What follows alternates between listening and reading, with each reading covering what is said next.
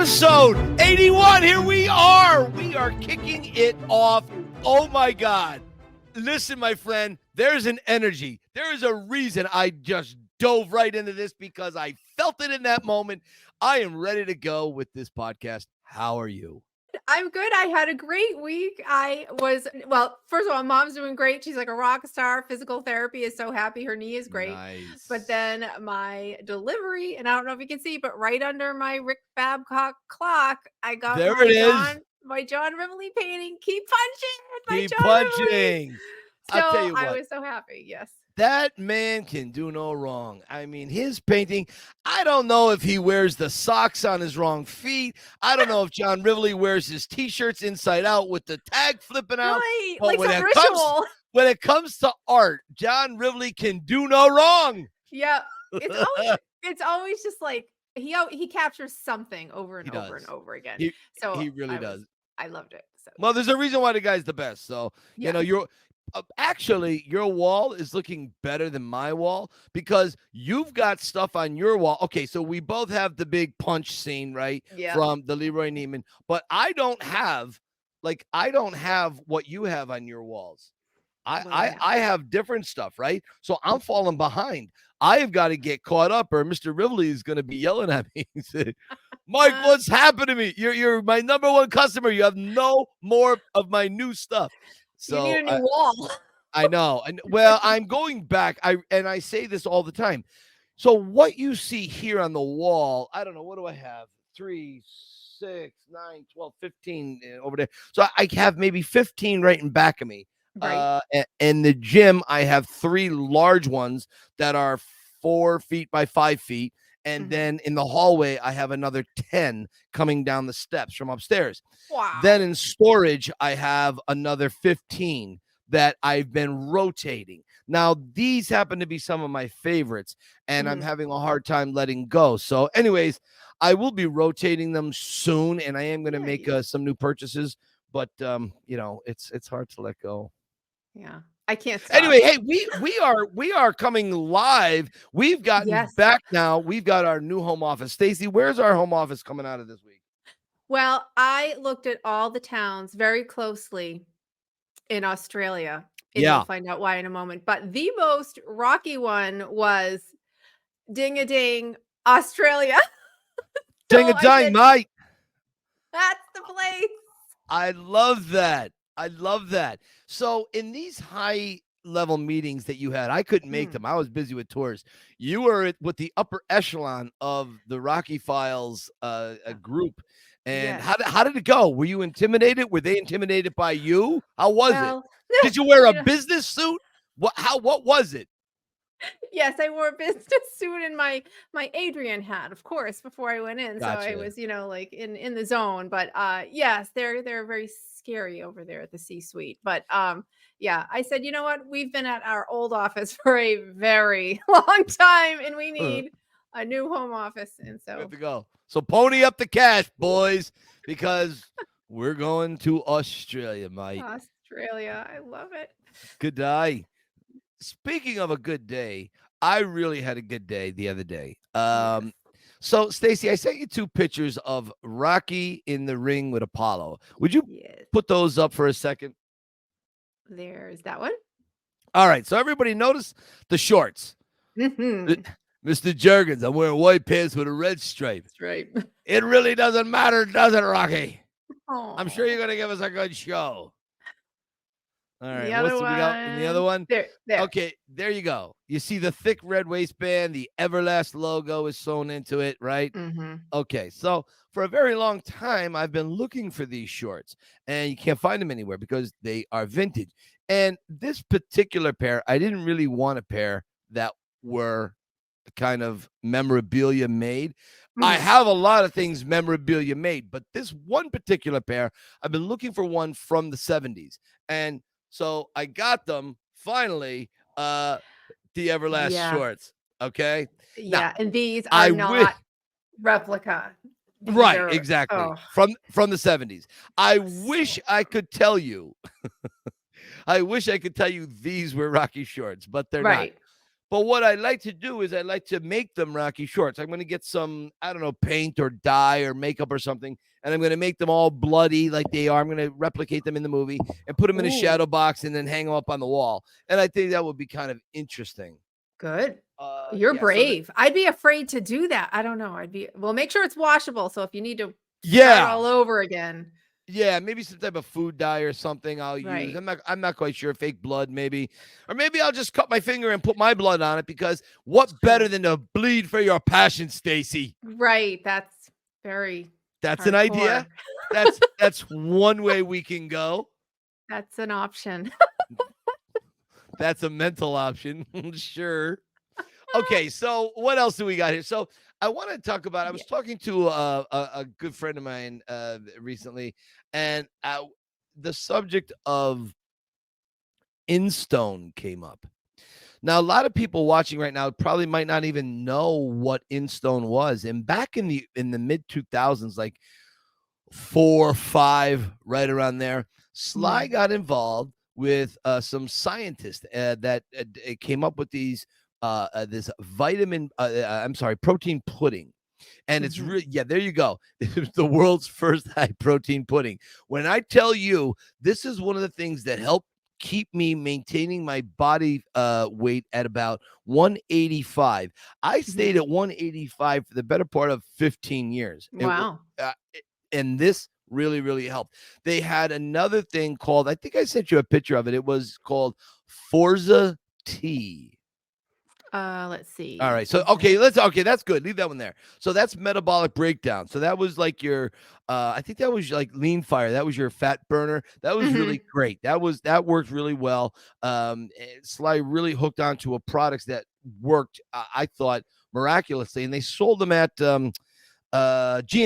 That was the only place you could buy them at, GNC. Really? Yeah, yeah. Is this the tea? Let's see. Is that it? There you go. Forza Tea. Yeah. And that's actually Joey Gilbert, who was one of the boxers on The Contender. If you guys remember The Contender, Sly, Sugar Ray Leonard, they did the boxing show. And this is one of the, leave this up just for a second. You'll see in the corner is the bottle of Forza Tea. And the word Forza is Italian for strength and long lasting and so on.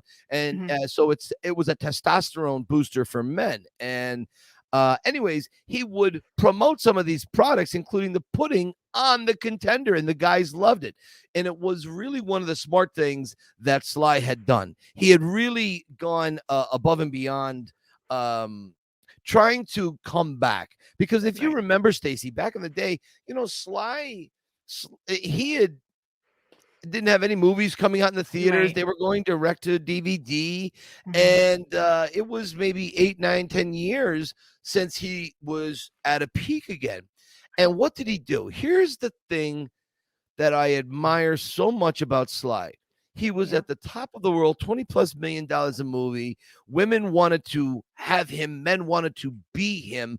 And so he has to realize that, you almost die twice in life if you're an actor or an icon, because you only have so long where you're at your peak, right? So then that fades. So that kind of dies down. And then you have your physical death. And that's got to be very difficult for people at that level to understand. We'll never know what that is. But he gets this idea for Balboa, right? Gets this idea. But he knows he's got to get himself back in. So what does he do? He starts with these little jumping off stones. He starts with the INSTONE. Then he does the Contender TV shows. Then he does the magazine, Sly magazine. They're little tiny things, and it takes a little while. It takes a couple of years, right, to get him back into circulation. The name Sly was not spoken as regularly as it was up to that point, and as it is today. And you tell me a guy who can, a person, not a guy, a woman, whoever, can reinvent themselves constantly to still be around every decade. That's amazing to me when there's so much opposition, when critics have put you down. So this this company INSTONE was very, very amazing. Now, he put out some magazines in INSTONE. If you could subscribe to it and get it, and some of them, they're not like earth shattering, but they were very interesting. They would give you certain workouts, or they would give you diets, or they would give you Sly's thoughts on working out. And at that time, there was no Instagram, there was no Facebook, there was none of that stuff. So and Sly was very private. He was a very, very private guy with very rare, a few interviews that he had done. So to get a glimpse into the way he thought, because those were the thoughts that go into Rocky, and those were the thoughts that inspired a great deal of us. So to hear what he was thinking and to read his words was, it was almost like Moses coming off the mountain with the tablet. It was that kind of Stallone thing. Gold. Yeah, right. Exactly. Yeah, right. Yeah. Right. Exactly. So I wanted to just talk about INSTONE a little bit. I wish we got back to having the putting out. It ran its course. It's no longer around, but I really, really wish we had that protein. Of all the things, the protein was the thing I liked the best. And hey, man, Forza T. I mean, that word Forza. I mean, that's a pretty strong word. It is. That's like when you think about it, that's like almost tattoo worthy when you think about it. I don't have any tattoos, but like if someone were to get a tattoo, that would be like tattoo worthy, I would think. Right. But wait, what do I know? It's funny. I wonder if it's something he would consider again, because everybody has their own supplement right now. There's no reason why he couldn't and be very successful. I would think it'd be probably even more successful now than it was then, because he doesn't have anyone trying to tell him to sit down now. And there is no pudding out there. There's no. That's I'm true. not. If there is a protein pudding, I'm not aware of it.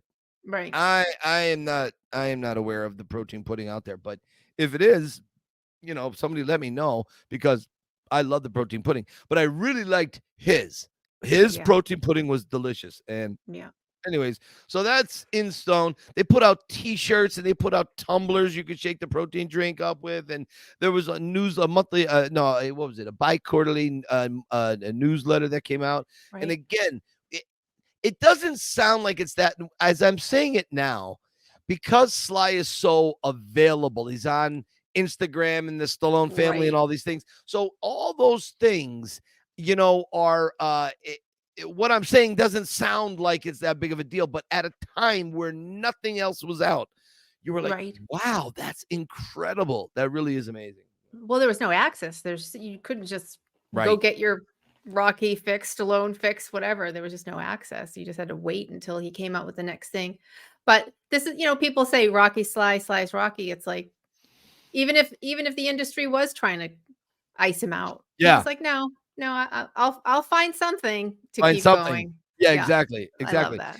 And you know what? Speaking about breaking the rules, I got a little something, and Stacy, you got a little something we should talk about. We want you to follow the rules. Yes. Stacy, what is it that we want our watchers, our fans, the people that listen to us, what do we want them to do that maybe they're not exactly doing the way we're looking for? Right. So we are editing our opener, and I want people to keep in mind that when you send your video clip, we want video clips of activity. People have been sending me still photos. People have been sending me little video clips where they're talking. But keep in mind, when you look at that opener, we're not going to hear you. Right. Okay. So we want people going up and down stairs. If you were in Philly and you have stair footage, running up and down, jumping at the top, we need that. We basically need everything in the current opener, but I want to replace every clip with our people, with people we know. But I want an activity. We hit some of the ones we've gotten that are great. We've gotten the speed bag, a lot of speed bag. Right, Sean O'Donnell has So Sean, he's done that. We got Danny Watley. So people, when you're thinking about this, it's a visual medium. There's going to be no sound. You can send sound. It's going to be just blocked out. The thing is, how would you sell yourself in 4 seconds Yes. or 8 seconds? Now you Yep. can make your video 25 seconds, okay? Right. It can be Right. 25 seconds, so it'll give us something to work with to edit it down.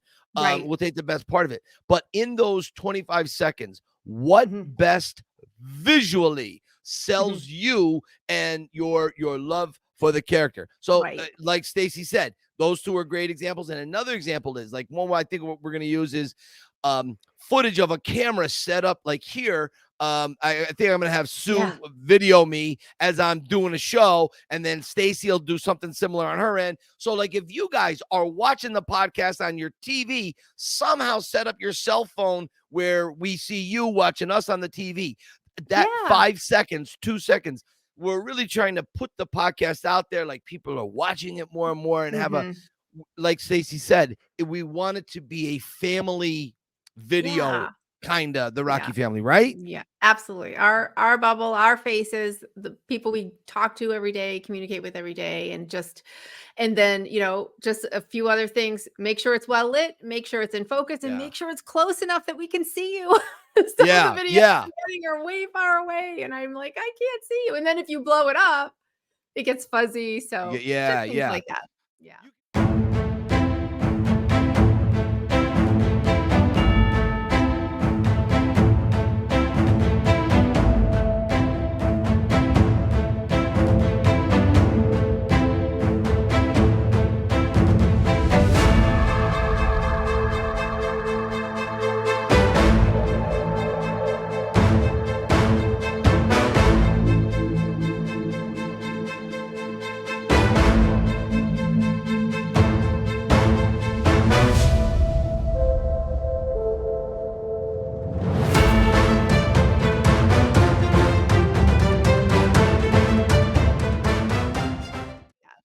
You can dress like the characters, any of them. Dress like Paulie, put the fisherman's cap on, do a Nicky Petito. You can do you can dress up like Hulk Hogan. You can do you can put Rocky 3 on and have Hulk Hogan in the ring and put a fake mustache on and I don't know, do something like that you're pretending to be Hulk Hogan, but mimic Rocky boxing in a movie or training or jumping rope in front. I don't know, anything. You can stand in front of a Rocky poster. You can anything that would convey Rocky. And then maybe it's not exactly Sylvester Stallone as Rocky in the background. Maybe it's a different backdrop, but there is a feel to Rocky, to what you're sending us. Exactly. And we're going to take our time with this. So, you have time to get it. I would like to get this done maybe in the next 4 or 5 weeks. That's what I would like to have it done by the end of summer. So we're going to keep hounding you guys for this. So please, you mean so much to us, watching, listening to us. I mean, it means the world to us, and we want to include you in this. So when people see the opening, maybe Sly watches the opening. What's on tonight? Oh, the Rocky Files. Okay, well, oh, look at all this going on. Okay. Yeah. You see, this is all for the boss to see. Yes. So keep that in mind. Let's see. So I hear someone at the door. We got somebody knocking? We do. Oh my God. Hey, listen, would you send Barbara down the hallway to let them in from the green room, please? Yes. So this is Andrew Haug, if I'm saying it right. He said like Rogue. So Andrew Haug, he is from Australia, which is why we moved our home office to do this appropriately. Yo. Andrew, welcome. Hey, how are you? How's everybody doing in the clubhouse tonight? Nice. Very good. What This is is an honor. that? That is one of those puppets with the fist. You can put them out and hit the fist. Yeah. That might be the ugliest Stallone memorabilia I've ever seen. It was from my friend's late mother. She had it in the collection. It was probably probably from the 70s. That's amazing. Awesome. Andrew, how are you? I'm doing great. This is an honor. I've just been counting down the weeks for this. Oh, that's great. That's so Man. great. I just feel like I'm in the presence of my people, because I tell you, a lot of people here just don't get where I'm at with this obsession. Actually, Stacy brought up off the air. Stacy and I are thinking about getting tribal face tattoos for the Rocky world. We're thinking of doing maybe 2 boxing gloves on our cheek, maybe putting a boxing ring here or love wins on our forehead. Something classy, you know? You'd be down for that, right, Andrew? Sure. I'd be down for that. I mean, it's kind of Post Malone approach. There's a lot of face tattoos out there these days. It's kind of all the rage. That's my point, Andrew. If Post Malone can do it, what does he have that we don't have? A career, a singing voice, lyrics? Forget about it. Yeah, but he ain't going the distance. That's right. He ain't drinking no raw eggs. I'll tell you that right now, pal. Exactly. Yeah, it's been an honor. Like I said, I've been looking forward to this, and I thought my email was going to hit the junk folder, but when Stacy got back to me straight away, I was like, wow. Because like I said, I've been, watching the podcast, and I love the Pretender Mike. I mean, thank you. It's just one word to describe that documentary about yourself is just integrity. I mean, we can go on a bit more about it later on, but it's another example of just, finding something you love and sticking with it, even if people don't get it. And I want to cover a bit more about. A shout out to Jimmy Toscano and Danny Janino. I think that's his last name. I always said his name wrong, but that's Jim Toscano who put that thing together. And we can talk about that later. What is it for you, Andrew, about the character of Rocky? Now, I know you got a giant M60 in back of you. I mean, you've got a great poster. I love that from First Blood, of course. What is it about the character of Rocky that just has you enticed so much? Well, I think compared to, I guess for most of the guests you've had on as well, it all really starts with the family. I was introduced to it by my late father, and I guess since his passing, even though I've always been obsessed with the character growing up, I saw Rocky 3 in the cinemas when I was about 8 or 9. But just seeing how much that character inspired my father, and then I feel like it sort of melded into 2, especially after losing him in 2015. I don't know, the obsession of not just Rambo, but Rocky just escalated because there's so much sharing we had with those movies. And a lot of people don't get it. They just think it's just a film, but it's not just about the characters and what we learn from the films. It's the sharing that we create with family through those films. And that's why there was such a gap. And I just sort of went on a spree of adding more memorabilia. That's like a way of coping with the loss in some really crazy way. And so my father was highly inspired by that character, and because he played football, Australian football. We don't wear pads.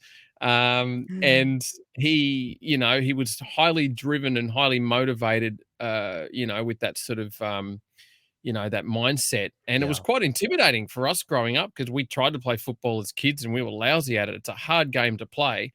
And my dad was really sort of ferocious with his mindset and mentality. And a lot of, my brothers were all a bit like, oh, this is just full on. But I feel over the years now, I gravitated to so much of that with him since he's gone. It's like, I feel like I finally get it. He always used to say, you got to want to win. And I was like, what the hell does that mean? And like that. So I used to just go, huh? But now I get it. And I feel now I carry his spirit when I'm running and doing stuff and training and whatever. And at the same time, I'm also using a lot of the Rocky philosophies and motivation to tie in with that as well. So it's kind of a blurred line. And there's also some Rambo in there too, because I feel like there's a bit of a hybrid of that character. My dad would get sort of, I remember there's a couple of scenes, especially in Rambo 2, at the end with Colonel Trapman, when he talk about, I want what they want and everybody else here, when he has that really ferocious discussion about, the end of the coming back after, the POWs. And my dad would talk to us like that, with that sort of same tone, and it would just be intimidating. So now when I see that again, I watch that film, I just like, oh man, I get it. It's the same as the discussion he had with his son in Rocky Balboa. We'd have literally similar discussions. This is before the film would come out. He would say, why do you allow people to push you down all the time at school? And because we used to get bullied and picked on, and why is everyone out to get you? You got to stand up for yourself. And I watched that film with him in 2006, and I was just like looking at him, just smiling. I'm like, that's you. That's what we talk about, Right. So well, Andrew, that's the thing. You touch on something that is absolutely key to the Rocky universe, and it's that passion. See, that passion can ignite a fire, and passion can be very, very scary because you're probably a little younger when your father's hitting you with this passion that he has for these philosophies, and probably the reason why he came, not that he took them from Rocky, he had them. And Rocky had the philosophies. And you go, oh, wow, here's a character that represents a lot of the philosophies I believe in. I want to impart this on my kids. I want them to hear this. So that passion, whether it's passion in a relationship for love or passion for a movie character or sports or achieving anything, it can be very, very, very intimidating at first. I wanted to jump over to this 15-second video of your dad. Can I play that for you? Yeah, go for it. Hang on. Wanting to win, always wanting to win, never be second. It's the most important thing. Not only football, but in any competitive sport. Always want to win, never expect to win. The reason I love that is you can feel his intensity in that 15 seconds. You can feel his drive. And so I want to do this. When I watch that video, I'm fired up. Yeah. He was rubbing all that deep heat, that Denker rub they call it or whatever, to get the body all warmed up. It was intense. I'm so grateful for that footage. That was his final football game in '93, and just to obviously when we cleaned out his place after he sadly passed, we were going through all the stuff, and I found this and just was like, oh my God! And even now, I'll watch that before a run or whatever, just tap into that resource of inspiration, because that's the thing with inspiration. It's endless, and people can find it looking at an 18th century painting. Yep. We find it in watching Rocky 1,000 times. Not everyone gets it, but either way, inspiration is endless. And that's why we get so much out of this character that's lasted, span of almost 45, 50 years now. Yeah. And it's the same thing when I look at, the stuff I learnt with my dad. You can never lose that drive from that kind of passion that you can always tap into. That's why it's like I said, when we watch Rocky 100,000 times, it never gets boring, and you start to learn more about it, and you think, I didn't notice that part again. The other day, actually, I did watch Rocky a couple of weeks ago, as we do, and when he walked out of Adrian and Paulie's apartment. When he sort of said, what's the line? When they said that stuff on the TV didn't bother me none. Well, it did. It did. I totally didn't even notice Rocky spitting. I just was like, what? I went back and went, I've never noticed that, because like I said, we get so caught up in the moment of the movie and the music and stuff, and always learning different things. Okay, that's probably not the most important thing to learn about him spitting, but that's like the thing. Keep learning. I've always noticed that whenever he goes on that first date with Adrian, right? It's Thanksgiving, and they're on the front porch. Paulie kicks them out because he's Paulie, and to you it's Thanksgiving, to me it's Thursday, right? So and then he takes his hat and he offers, like, go ahead, you walk first, and she does it, and then he opens up the gate, he looks around and he spits on the ground. It's like, why would you spit now? And I think Stallone is acting in that moment. He's saying to himself, okay, what would Rocky do? He would be out of his element going on a date. Okay, Rocky doesn't go on dates. He was just trying to survive life. So when he goes on a date, all he knows is the macho-ness. He hides behind this cloak of machismo, right? So what do macho guys do? They spit all the time, because that's what guys do, right? Okay, whatever. So I think he was using that as some type of a, I don't know, neutrality cloak, so he didn't feel so nervous or something. That's what I think. I could be wrong, but maybe we'll ask him when he's on the show again. I love that you mentioned that scene. That is one of my very favorite scenes in Rocky. Great scene. Original Rocky, because that is the very first moment he lets her in just a little bit about how on his insides, love that scene. That's a great scene. And it did bother him. It really hurt him. And I think that's one of the things that sometimes, like Andrew, you're very observant with that. And so, you pick that up, but some people miss that.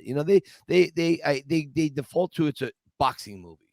Yeah. Not a boxing movie. It's a love Yeah, story. this is the thing I try and let people know because, like I said, family and friends just don't get it after all these years. You're still into it. Are you still watching that?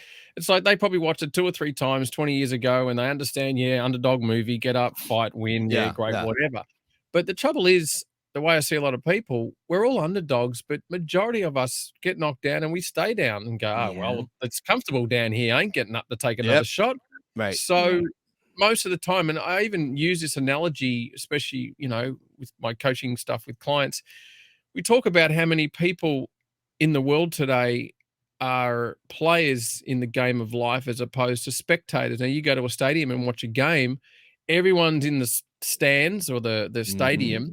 They're all yelling at the players, telling them, I would do this, I would do that. But yet, look how many people are out there on the field playing. Right. It's because that's how I sort of look at that. You just got to keep getting out there, dealing with all the punches and keep on going. So that's why I love about the philosophy of Rocky. It really is underdog, keep getting up, but you got to keep getting up because you will continue to get knocked down.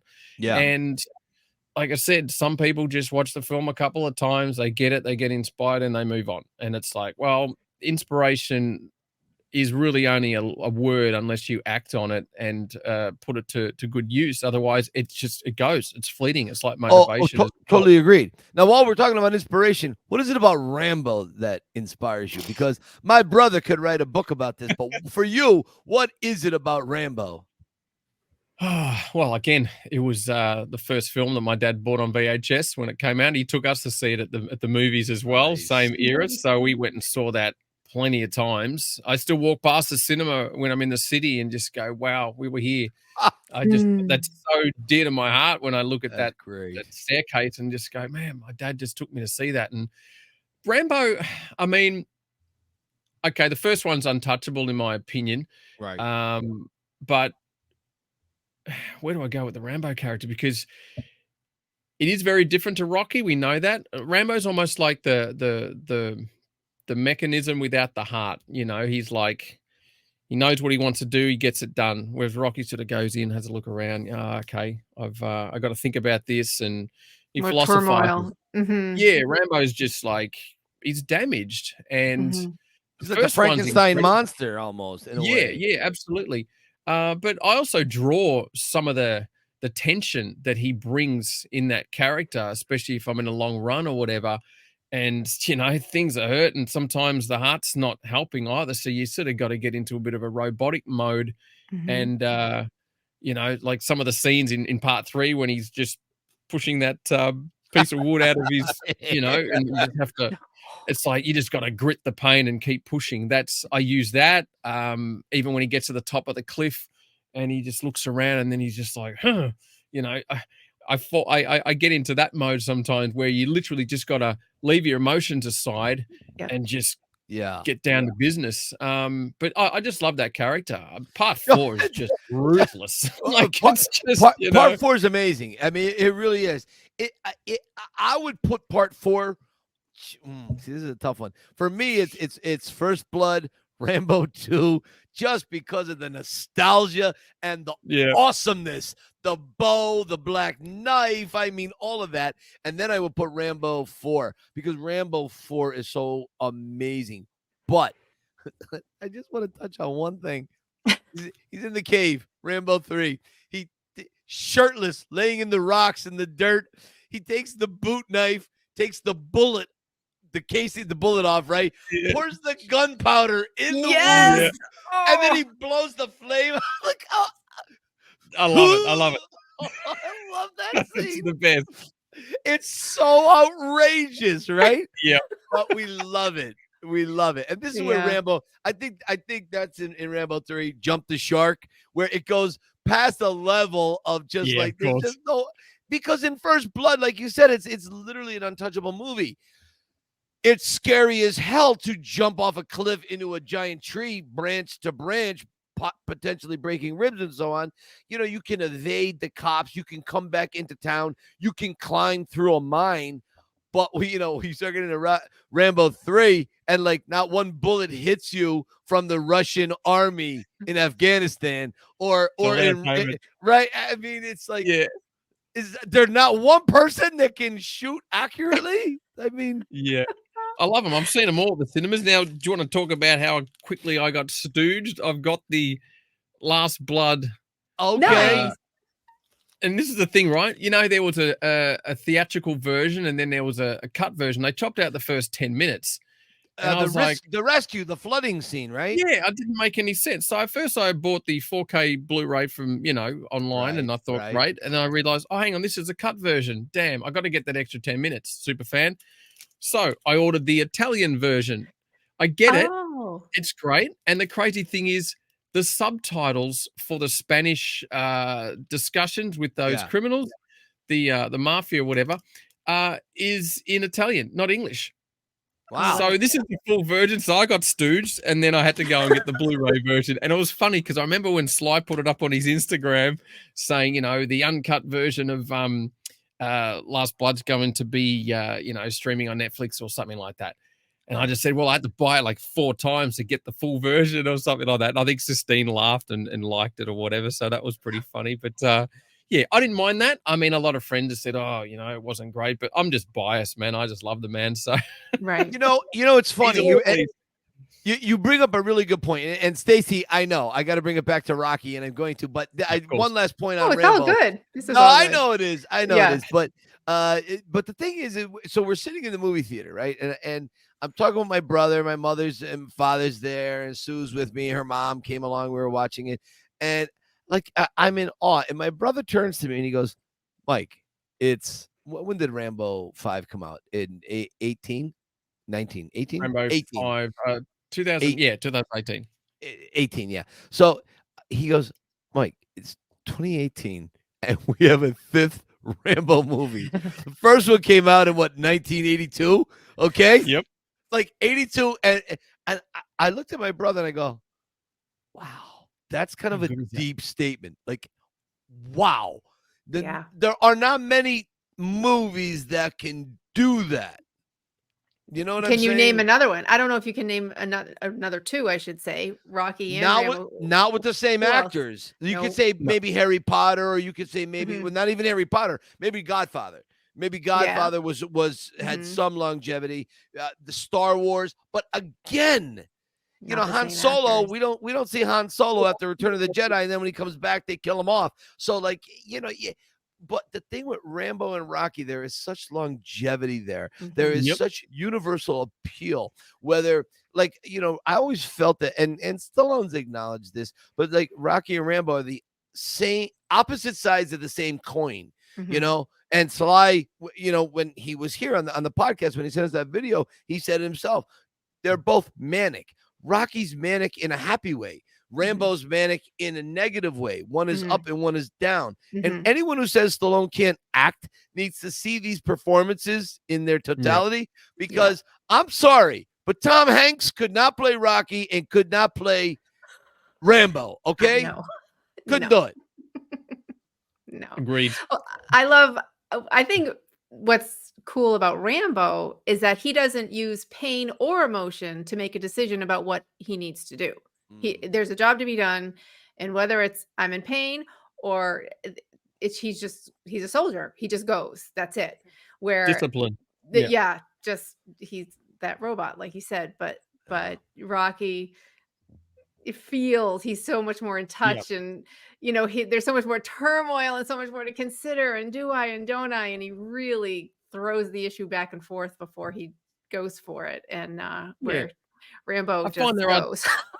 I find there are moments where you can pick and choose. You can get in a Rambo mode without hurting people, or you just get in a Rocky mode. I sort of, like I said, I feel like it's a bit of a hybrid for me, for my obsession with both characters, because you can use a bit of both. Some would find that schizophrenic in some weird way, but they told me the same garbage too. Don't listen to it. What do those shrinks know? They don't know nothing.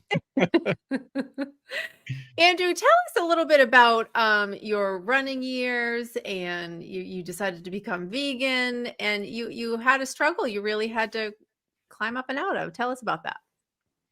I've been, obviously wanting to maintain a physical fitness over the years, just again from my father and Rocky and all that sort of stuff. But at the same time, I still love the partying and drinking and all that stuff. So during the week, I'd train a little bit and then just get hammered on the weekends, as we call it. And then I'd be feeling like crap, going, I just wasted my time this week. So I struggled with that for many years of just sort of letting go of the party, because I've been in the music industry for quite a few decades now.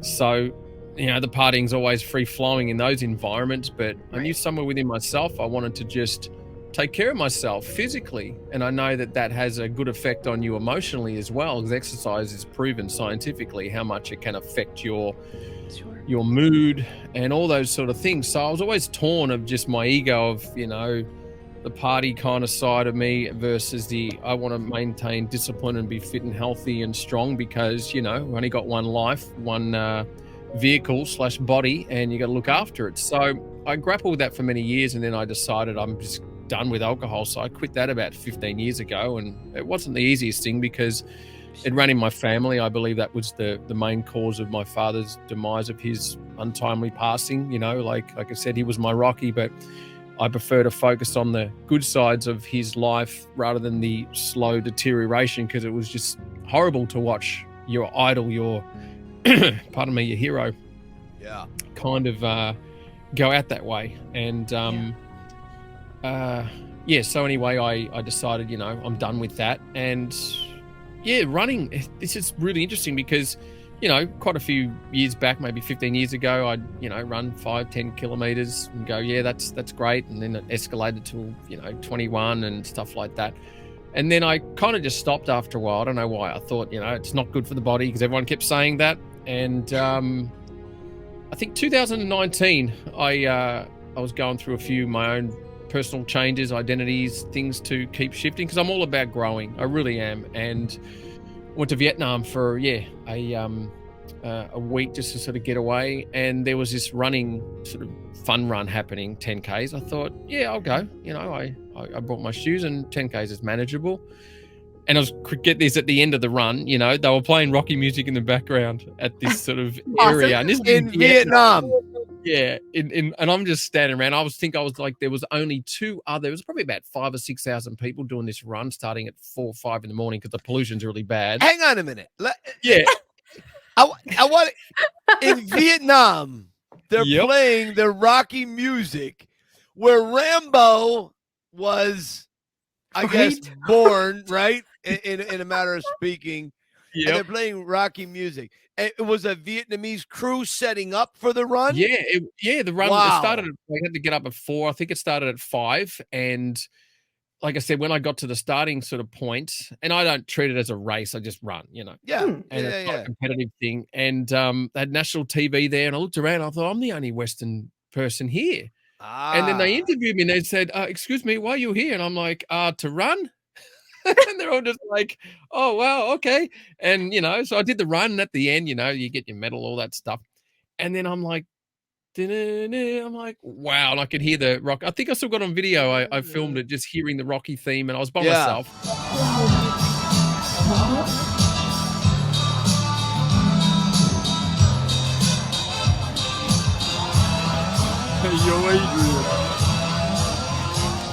And something, I don't know, maybe that was something that had ignited my passion for running, because when I got back to Australia, I was like, all right, I'm going to start building on this. And for the last 3.5 years, I literally do a full marathon to 60, 70 kilometers once a week. And none of it's planned for pace, time. I don't care about any of that. It's all about the lesson, what I can learn about myself.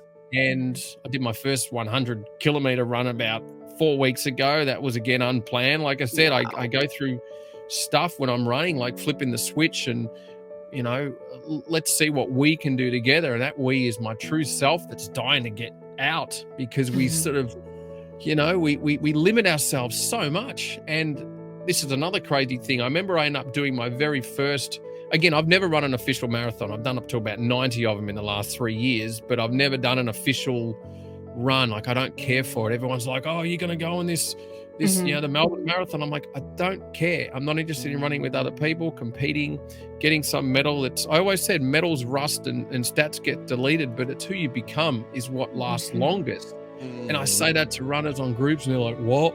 Or someone would go, oh, I just did a 10-mile run. I'm like, great. What did you learn about yourself? They go, huh? Because all they talk about is the external. My pace was slow. I wish I could go faster. And that just shows that I'm not good enough. It's like, if you let go of all of that, you will probably end up doing a better run than you realize, because you're not focused on it. You're more focused on a deeper reason why. Yeah.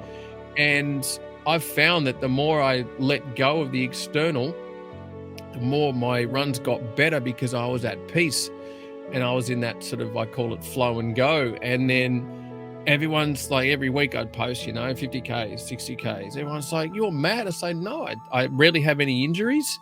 I'm really disciplined on my nutrition, my recovery, all that stuff. And again, I use the Rambo Rocky kind of philosophy of discipline and taking care of yourself.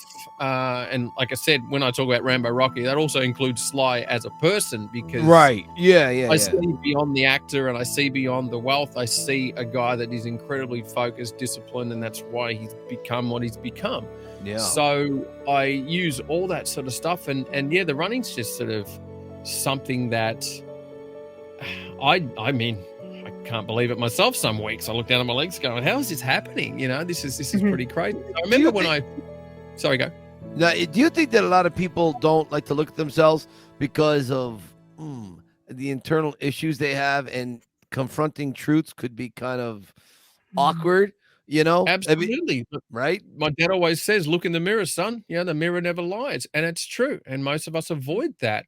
Yeah. If we don't like what we see, change it. Oh, yeah, but it's easy for you to say. It's like, well, change isn't easy. That's why most people stay the same. But are you going to spend the rest of your life just being stuck? Because I tell you, jumping in is far more scary for most people, the fear of the unknown. But I tell you, once you're in, you're like, wow, I'm glad I did that. Because when you're stuck in certainty, and that's a huge human need that we all really rely on, there's no growth in that. And I'm just all about growth, testing myself and seeing what I can do. I remember a couple of, like I said, I never set goals for these runs. I don't say, like usually the night before, I'm like, let's see what we can do. All right, let's just try and do 50. And sometimes I'll end up doing 60. Like, it's not just, I've got to, again, it's all about going the distance. Yeah, Just, testing yourself and learning what you're capable of achieving. And all of us are capable of that. And when I say these things to people, they always say it's inspiring, it's motivating. I go, but if you don't grab onto that really quick, that shit's fleeting. That's gone. Yeah. And, once you act on it, you can just take that way to the hill. So it's just something that I just love doing. I don't identify as a runner. I just run. I run for growth. It just so happens to be something I enjoy doing. I didn't plan on it. I go for a lot of, running shoes every couple of months. It's an expensive hobby to a degree, but it's just, to me, all this stuff is about growth. And again, when I'm running, I'm listening to a lot of, really inspiring things. Yeah. I even had some voicemails of my father, that I sort of recorded a few, maybe a year before his passing. I kind of knew this was a time bomb, and you thought, man, one day I'm not going to hear that voice again. So for some reason, I kept those messages and I have them in my head. So when I'm like, or in my headphones, and sometimes if I'm 50 or 60 Ks into a run, and sometimes it's hard, I'm not saying it's easy. And then that, the songs are on shuffle, and then it's like, his voice comes on, and I just a shock to the system. I got Rocky quotes taken directly from the films, not from the soundtrack. So that's obsessive. I think I mentioned you, Stacy. I ripped That's clever. That's really clever. I got all the grunts and Drago going, from part 4. Oh, and yeah. The horse and cart, all that stuff. Stacy, you're if you notice something here, Stacy. Yeah. Do you have any questions for Andrew? Andrew's having a very difficult time expressing himself. He's very quiet. He doesn't know. He's unsure of what he wants to say. I wonder about the rants. No, I love this. I mean, number one, you're right. You're so plugged in to the whole philosophy. It's just totally. I mean, 100%. You would love our prior guest. Oh, nice. one of our prior guests, her name was Jessica, and I can't remember her episode number. We said the same thing to her. She's a runner and she's not into the numbers, the pace, how far. She goes, my running, it's for me. Whatever I'm going through, whatever struggle, she leaves it on the road. And I was like, good for you. Because people do make that assumption. Oh, how many marathons have you run? And as you're talking, you're also a personal coach. And as you're talking, I'm like, it's no wonder he's a personal coach, because you that wasn't planned either. No, really? Yeah. I love this story, but you're going deeper than the surface part of running, of what running is, and if you're always focused on the distance, the time, the pace, you're not quieting your mind. You're not quieting your mind to go deeper to that, pulling those layers away, and you do. So tell us about the personal coaching and how you got into that, and how your clients respond to you. Well, like I said, I've been down the rabbit hole for years, to unstuck myself, of pain and suffering, because my childhood was very disruptive, even though, again, I shared a lot of great things with my father.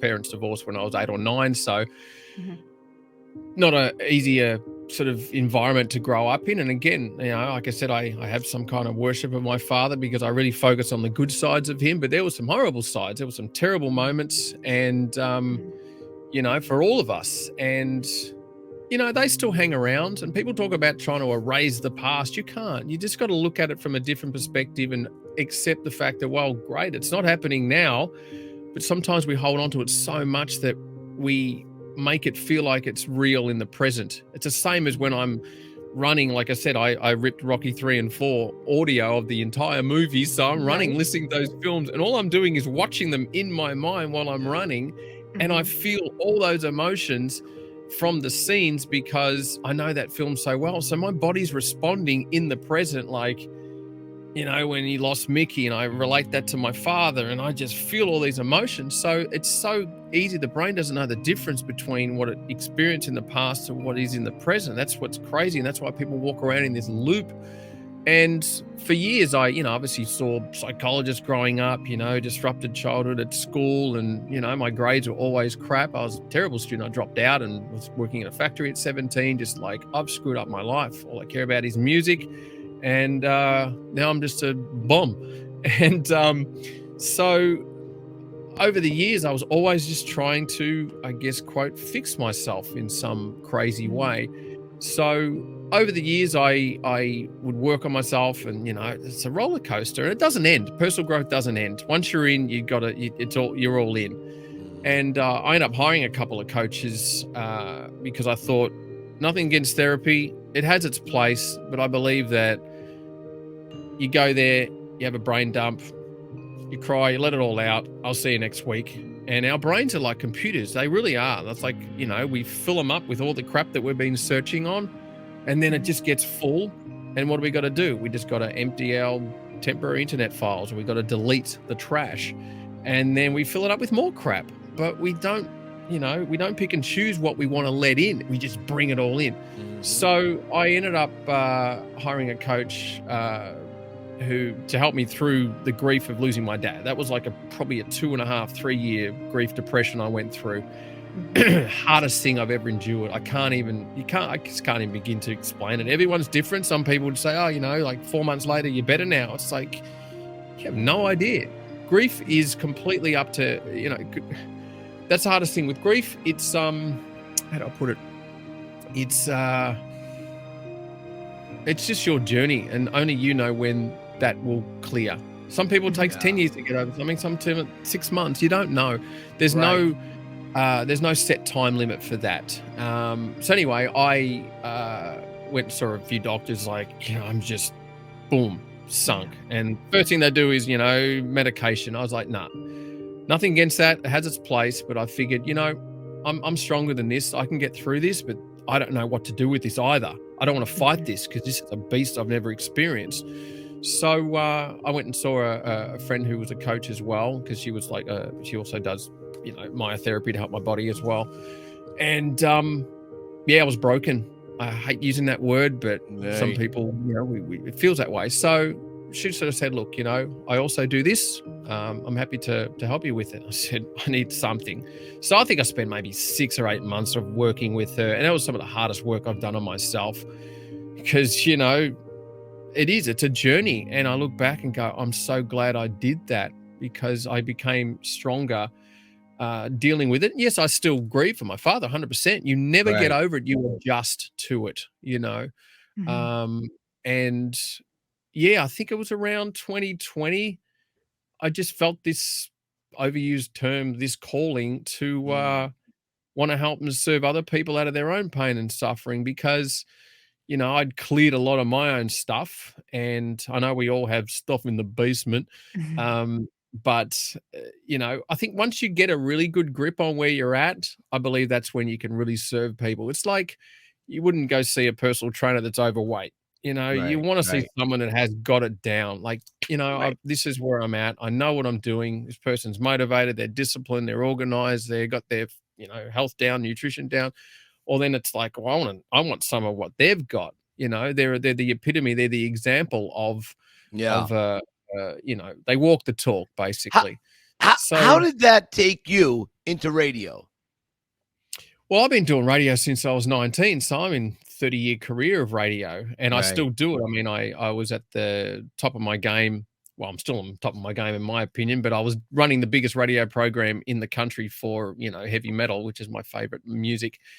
And after 10 years of that, they decided, it's time to give someone else a go. And I was like, well, no, that's not right, blah, blah, blah. And this is, again, another rocky philosophy of you either be a victim of your circumstance or you just got to get up and get on with it. So I knew a year in advance that my radio career was being, coming to a close. And it was devastating. I mean, I get paid to talk about music I love every week. I thought this is just the greatest job in history.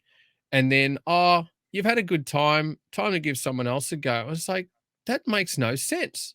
It wasn't like I had any red flags against my name or I abused someone on air.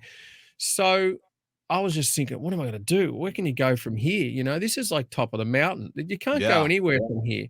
So I was investigating things, hoping they were going to change their mind. And then obviously they didn't.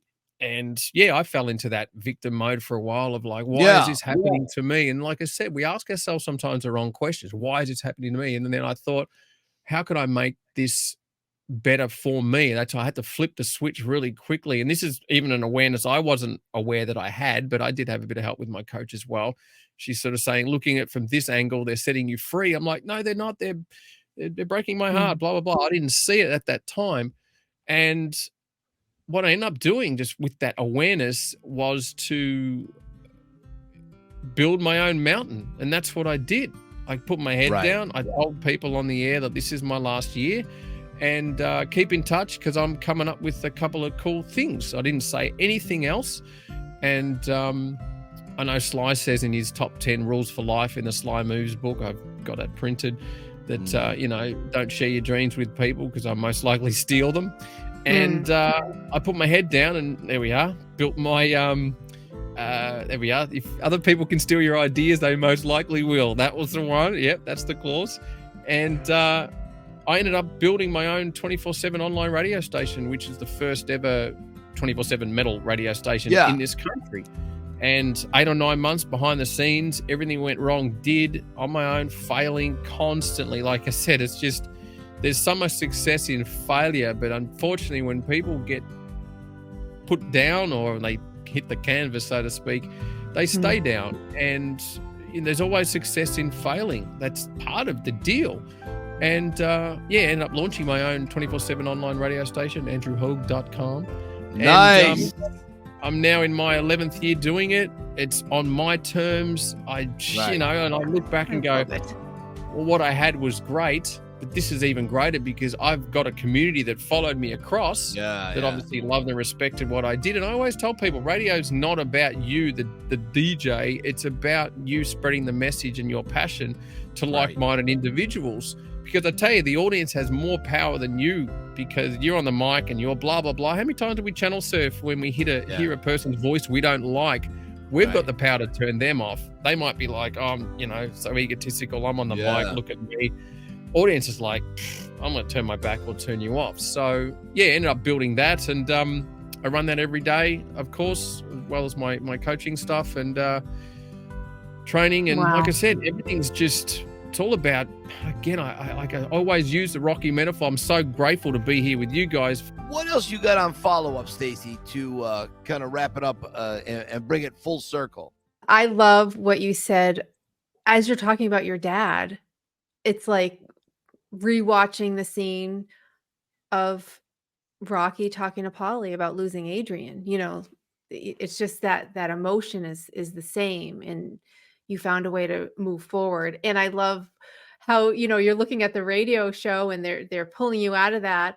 And sometimes, I hate that it's cliche, but one door closes, another one opens, but you have to be like, okay, that's the end of that chapter because it needed to end for some reason. And then here you are 11 years later with something even better than you imagined that would not have happened had that door never closed. So every closed door is an opportunity for the next bigger thing. And that's very Stallone, and not Absolutely. like, you're being phased out. Stallone went through being phased out. And so he's like, all right, how am I going to reinvent myself during this time? And you absolutely did that. So, you're all of it. You're the whole philosophy, and you bring it into your life. And I think what you're doing for people, so many people are grieving over the loss, and now you're helping people through that process. It's just a beautiful thing, and just such a great job. You did just a lovely job, Andrew. Thank you. I'm so glad you came with us. Michael, what do you got for Andrew? So here's the thing. I love these last two questions. So first one is, Andrew, you're going about your day. You're not thinking about Rocky. You're thinking about running. You're thinking about, the radio, the music, and so on. All of a sudden, something clicks in your mind. Somebody says something to you about Rocky. What is the image in your mind at that point? How do you see Rocky? Do you see him as the 30-year-old in one? Do you see him as Rocky 4? Do you see him as Balboa, Creed? What's that image? When someone says Rocky to you, what's in your mind? Oh, man, that is such a loaded question. And you have 12 seconds to answer. Seconds. What is it Rocky 1? Is it Rocky 3? What is it? I'll just go with 3 because that's just my favorite out of the lot. 3, I guess. Yeah, the 3, 100% with the loss. Fair enough. Yeah, Fair that enough. bridge scene is just. Yeah, I wore that face for about 7 or 8 years. Every time I watch that scene, I was just like, "Oh man, it hits you." I get it. Well, and that's where I think that's where Rocky does his most inside work. Is Rocky 3? Big time. So of course that's why I love Rocky 3, because it's such a transition for him on the inside. So not surprising that's your favorite. Yeah. And the last question that I have for you is, you're in an elevator with Sylvester Stallone. You've got 30 seconds going 3 floors. What do you say to him? I've been thinking about this. I've been watching everyone else's responses on the episode. Right? Yeah, I know. I was preparing for this one. Well, as long as I get in the elevator at floor 15, ding, ding. Ding. And then, of course, I get in the elevator. I just stare, and then I press B because I got to go to the basement. Nice. I say to the man. I've been thinking about this one. Yeah. I guess I'd say what others have said as well to a degree. I would just thank him for standing his ground for himself. We know the story that he walked out of a rejected audition and just said, oh, by the way, I do a bit of writing. And if he'd have just taken that as another rejection and didn't even say anything, where would we all be? That character never would have existed. It maybe would have been a written script, but sitting in a dust file, somewhere, a dusted filing cabinet somewhere. So I just thank him for just backing himself first and foremost. Say thanks for standing up for yourself, man, because rejection ain't fun. We all deal with it, but most of us stay down after 2 or 3 attempts, and he just kept fighting. So I'd thank him, and then I'd probably cry. Yeah, that's what I did. No shame in that. I tell you, every Rocky film he's cried. I love it because there's no shame in that and being vulnerable at all. I think it's cool. Not at all. So we have to tease my father. My father cries at like supermarket openings. My dad's a very emotional guy, so I learned at an early age, emotions are good. Andrew, I want to thank you so very much. I have a feeling Stacy and I are going to be bringing you back in because, we got a lot of the heavy stuff out there, right? Now, when you come back again, a couple of months, we're going to bring you back. We'll talk about the fun stuff. Top 5 Rocky scenes. What music stands out more to you? We're going to go down that rabbit hole. Yeah. Would you come back for that? Take it back. That was in my head this morning when I woke up. Right? That's in my head every morning when I wake up. That's because I'm a tomato. That's my issue. Anyway, Stacy, this has been an absolute privilege. Thank you so much. Thank you, awesome. Andrew. I rarely get to share this passion with others without them going, yeah, what? Oh, okay, you're still into that. Okay. So, all right, well, where else can I let this out? That's why I love this podcast. It's such a great outlet to share passion with like-minded people. You can thank Stacy for that. That's all. That's all her. All right, that's all her. Anyways, Andrew, thank you so very much, my friend. As you know, we always say here on the podcast, keep punching. Keep punching. Not bad. Wow. Woo! Every box checked. Every box. Wow. Yeah, all of it. He just into every cell of his body. I really would like to have him back and talk about the scenes and music and so on. Yep. I think he would be very, very interesting, introspective. And I think Sly would like his commentary a lot. I think he picked up on a lot of things that maybe some other people don't pick up on. So, way to go. I love very self-aware and transparent people. And he just, he's a sweetheart. So he's the goods. Yes. Stacy, what else is happening? Hey, we only got one season of Stallone, the family Stallone, so that's it, right? No. No? On Instagram today, I heard from the boss's mouth that there is going to be a season 2, and it's going to be even crazier than normal. Or I forgot exactly what he said. How did I miss that? How did I miss that? Unless I'm dreaming, I saw it. No, on I missed it. Today. I haven't even seen. I don't even know what. I got to go check Instagram after this, so I have no idea. Yeah. So that's good to hear. Yeah, so I'm super excited about that because it is fun to see them and get a sense for everybody and all their personalities because you only just see them in pictures. So it's fun to see them interact. I want to see where the kids have gone. Because one of the girls had an opportunity with MGM to write a story. Okay, so I want to see where that's going. I'd like to see where Scarlett's going with her dating and schoolwork. I like to see how she's adapting.